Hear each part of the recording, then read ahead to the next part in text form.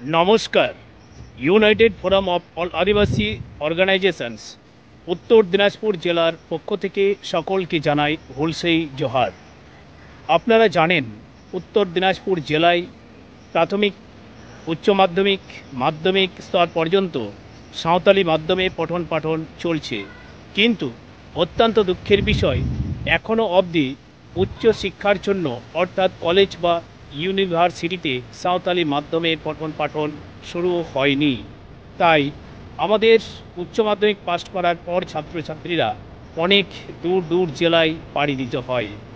তাই আগামী 26শে জুন 2025 বৃহস্পতিবার রায়গঞ্জ ইউনিভার্সিটিতে সাঁওতালি মাধ্যমে ডিগ্রি কোর্স অর্থাৎ ইউজি এবং পিজি চালু করার দাবিতে এক গণ ডেপুটেশনের কর্মসূচি গ্রহণ করা হয়েছে।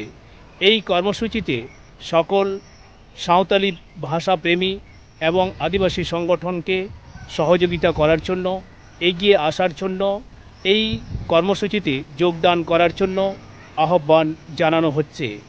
আমাদের ডেপুটেশনের মিছিল শুরু হবে রায়গঞ্জ শিলিগুড়ি মোড় থেকে রায়গঞ্জ ইউনিভার্সিটি। সময় সঠিক বেলা 11টা থেকে।